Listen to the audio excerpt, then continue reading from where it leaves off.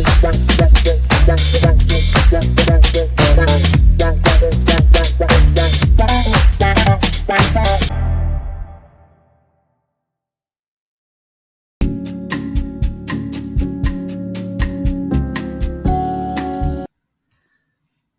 good morning, good evening, or good afternoon, wherever you are.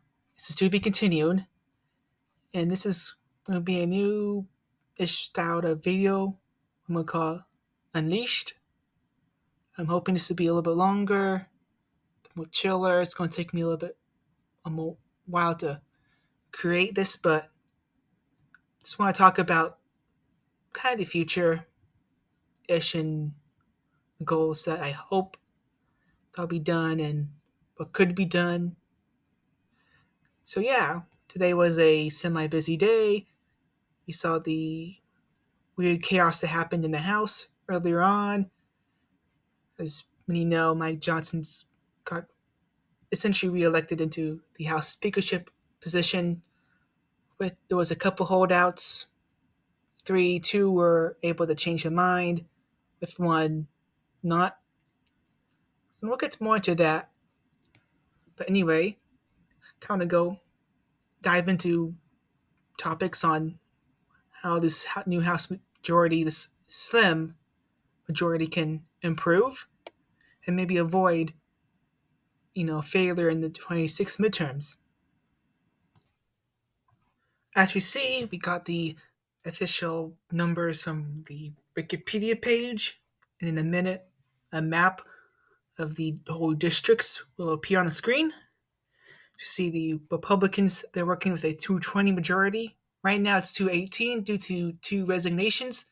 One was the former Congressman Matt Gaetz. He resigned when he was appointed to be the AG nominee, but then he withdrew, and now he's running some type of show on OAN. Then the other one is Stefanik, who is the ambassador to UN.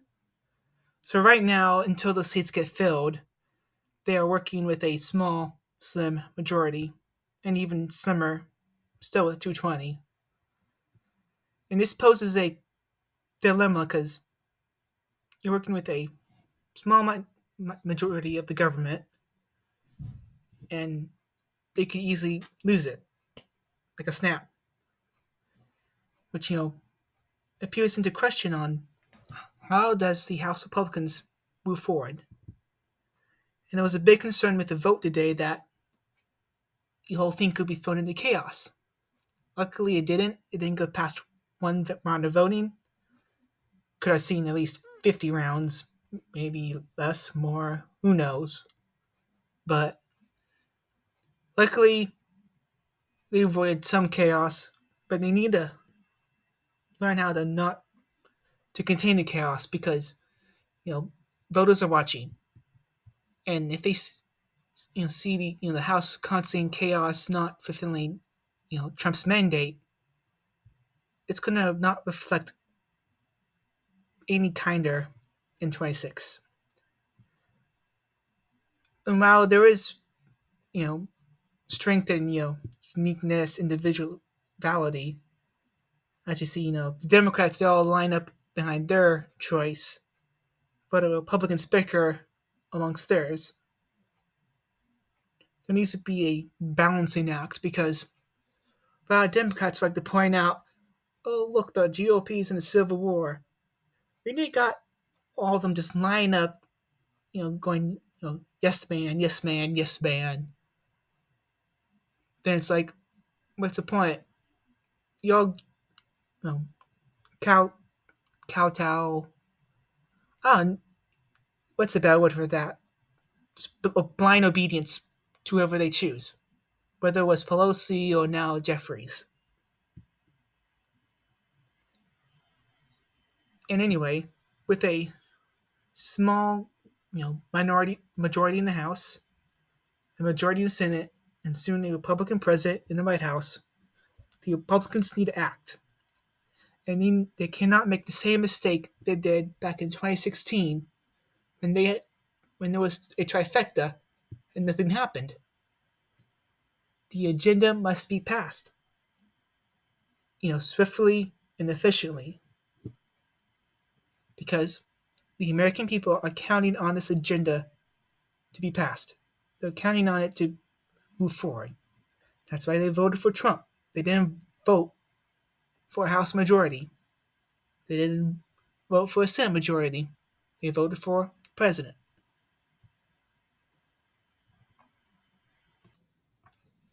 So I think the best way to start off is looking at the Agenda 47 that is on Trump's website because that's where he lays out his vision and shows clearly like what needs to be done. It needs to be securing the border, tax cuts, the economy, you name it. That needs to be pushed through. It needs to be rammed down, everyone's throats because the past 4 years have not been great on the American economy. And will they? Will it be fixed? Depends on what happens. Now, when talking about the economy, the most important thing to tackle is inflation. Right now, the chart from the Bureau of Labor Statistics up, it's a graph of the inflation rate throughout the years. And as you can see the dates from the 2017 through like 2020, inflation was better than, well, not better, lower than today. Because if you look, from 21 to now, you see a big spike in the graph. And I think this is really important. Trump ran on this, and this needs to be tackled. The economy is very important because, you know, it's a cost of living. Groceries are high, house prices are high, sometimes gas is high, and it's hard to, live. People, complain about living and don't like to live comfortably. And we got, if you look at back in the 80s, 70s, you know, the cost of living was way cheaper. You can buy a house almost on minimum wage. But now, you cannot. You have to take out loans and, you know, and everything, go on to debt. We are a country of debt. And it's not because of inflation's part of it. But also got bad spending habits and bad spending habits from our government too. And this also goes into tax cuts. The middle class, is taxed not very bad. People complain about, oh, the Trump tax cuts back in, his first term, they only benefited the rich. Where's that evidence? Because, can hardly find it. But, tax cuts for the middle class is very important. We shouldn't be paying as much taxes as, we are. Like, why is the tax rate so high? And then also, we need to figure out how to use our taxes. The government does. Stop sending our tax money to other countries and to useless, foreign conflicts that can be solved by diplomacy, peace through strength. As a young adult living in America, probably the young generation, the economy is important to me. I still got my future ahead of me, and I want to, be able to live, not only live comfortably, but just live happy. And that's why, I voted for Trump because, you know, I still remember his first administration. His first administration was kind of the first time I could vividly remember stuff happening. Like I remember some parts of the second term of Obama, but it wasn't until 2016 when the old political sphere kind of opened up. And now, like, we're all in the crossroads of our life, and especially for young people, the economy is important. Inflation is important. We got all these crises are happening. We need, safety, security, and I believe something that Congress needs to work towards, securing the Trump mandate. And I believe it can happen. And I believe it will happen because at the end of the day, there are things that can make people work and do stuff. The threats of primaries or extra money. I think that's money is a great motivator in life, not just for the government, but for us all. I want to get into a topic about what's the future going to hold. Obviously, on the 6th, the Monday in January, they're going to hopefully certify the election. And the 20th, Trump gets sworn in. And I think for the first few weeks of this new administration, we're going to see a lot of change, a lot of new stuff happening. I don't believe it's going to all happen overnight. You cannot just fix the border, the economy, within a night. It takes time, and it should take time. But it does, you know, need to be the most perfect thing to Americans' ears.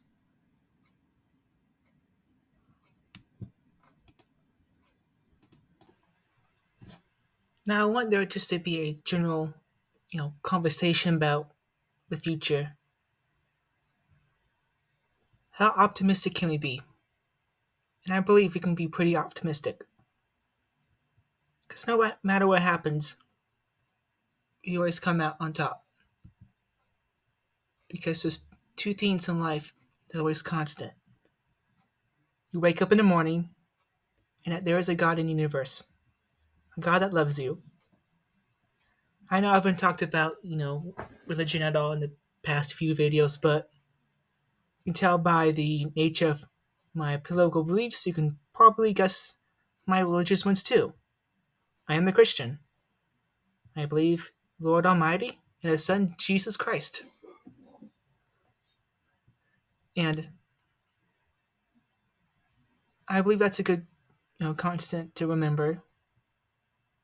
Because I believe the universe is so complex that there has to be a God that creates it, that created it. And I believe that, you know, some of the crazy, wacky stuff that you see on the news. No, I'm not like those Westboro Baptist people at all. Do I believe in the separation of church and state? But I take a different view on it because it's not necessary to keep government safe from religion. It's to keep religion safe from the government. Because our founders, they knew the consequences of a government-controlled religion. And I feel like that's not really, grasped amongst, several of us. Because you can look at Europe and look at the churches there. A lot of them still have, they do have their official state religion, and those have become way like left wing, especially in the northern countries. We can be glad that we can have the freedom to choose which church we can go to without it being controlled by whoever sits, in the government.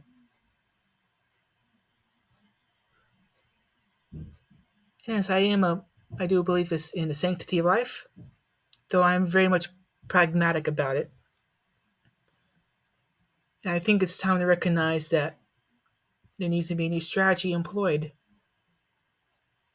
I don't think showing CGI videos of how a baby is formed or even how an abortion is done is necessary to changing the hearts and minds of the culture.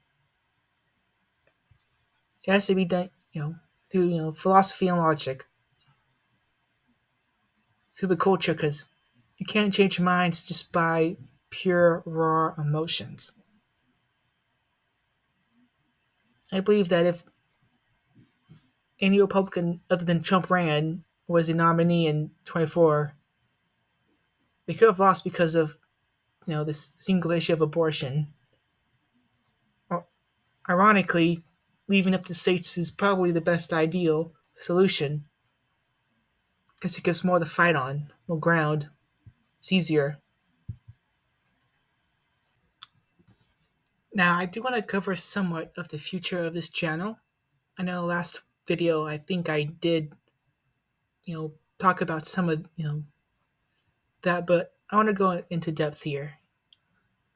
As the new year, progresses, videos, still want to do this, try to do this. Still the beginning. And I recognize that my personal life may conflict with this, and thus do not expect 50 videos in 1 week. It may be once a week, once every 2 weeks, maybe the occasional twice a week. It really depends on my schedule and my future. If I do plan on continuing this on, and as for the identity of this YouTube channel, I would really want to see what works, what clicks with people, and what doesn't click. So if a few more experimental beans come out, you know, don't mind those. If you really like them, you know, show it. I really like to appreciate some feedback. If this does pop off and you know, like it shows some success, I'll probably at least try to replace my microphone that I lost, so that a better quality of sound can be heard. As doing audio with a computer microphone is probably not the best option available. It sounds like nails on a chalkboard sometimes, or this rough, grainy feel. And then for this, the style of videos, I'm using the Microsoft Clipchamp app, but I'm open to any suggestions on more software is available. But Microsoft Clipchamp is what I have. That's free. It's on I'm on a budget. I don't have the funds available for anything more semi-professional. But you know, and also the style of the videos. Like I could try to play around with some of the visuals, like maybe go less on the pictures or go more on the pictures. Funny thing is that some pictures I'm using is from Grok AI, the AI chatbot from X. And I know using kind of AR is not really the best thing, but it's the cheapest thing right now for me since I can't afford Adobe Photoshop, or trying to avoid copyright, because who's gonna copyright a AI generated image? But I guess it could happen. That the AI stuff is getting scary. I'm kind of getting uncomfortable, not so comfortable with the AI stuff.